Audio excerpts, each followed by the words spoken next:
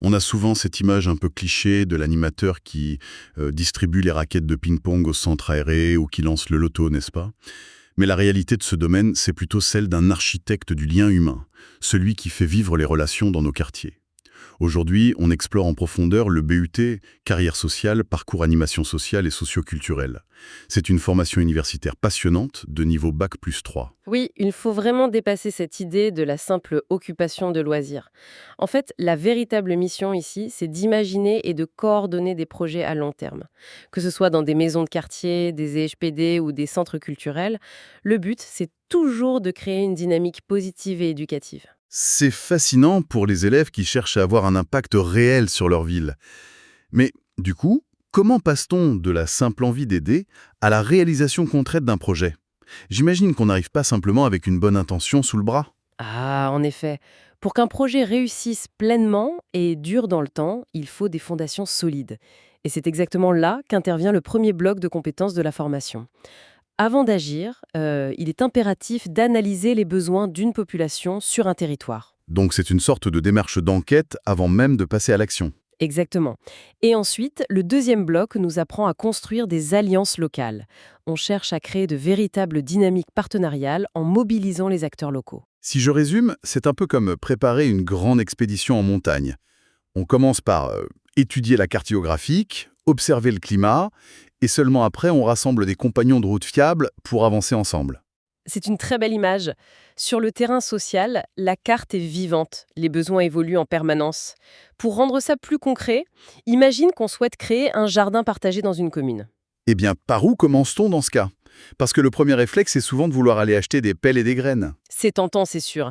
Mais avant de planter quoi que ce soit, l'étudiant apprend à vraiment arpenter le quartier.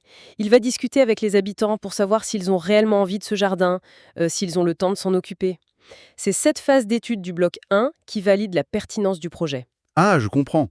On s'assure que le projet réponde à un vrai besoin. Porte de la mairie pour obtenir un terrain ou convaincre les associations écologiques du coin de partager leur expertise. En fait, on mutualise les moyens pour créer un réseau bien solide. D'accord, donc le terrain est prêt, on a rassemblé les alliés, mais une fois que le projet est sur pied, comment fait-on pour le faire vivre au quotidien avec les habitants? Eh bien, c'est la bascule vers la phase d'action, avec les blocs 3 et 4.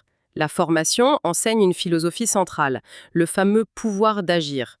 La mécanique consiste à renforcer les capacités des individus pour qu'ils agissent par eux-mêmes. La règle d'or, c'est qu'on fait toujours avec les gens. Attends, pourquoi insister autant sur ce «avec»? Si le professionnel prend les choses en main, c'est techniquement plus rapide, non? C'est peut-être plus rapide au début, oui, mais l'enjeu est beaucoup plus grand. Quand on construit les choses avec les habitants, ils s'approprient totalement le projet. L'idéal, c'est de transmettre des méthodes éducatives pour que la communauté devienne parfaitement autonome et continue de faire vivre le jardin partagé sur le long terme. Ça me fait penser à un catalyseur en chimie. L'animateur serait cet élément discret qu'on ajoute pour provoquer une belle réaction humaine, mais une fois que l'énergie circule, il n'a plus besoin d'être au centre de l'attention. La chimie illustre ça à merveille. Prenons une autre situation abordée dans l'apprentissage. Imagine qu'on organise un festival de musique locale. L'approche classique, ce serait de monter la scène, de choisir les artistes et d'inviter le public à venir. J'imagine que le professionnel formé va plutôt utiliser cet événement comme une opportunité éducative. Absolument. Il va accompagner un groupe de jeunes pour qu'ils établissent eux-mêmes la programmation, qu'ils gèrent le budget, qu'ils assurent la communication. Chaque étape, même les imprévus, devient une occasion d'apprendre. Et enfin, le cinquième bloc de compétences permet de valoriser toutes ces belles actions. C'est-à-dire? On communique sur le projet une fois terminé. C'est ça.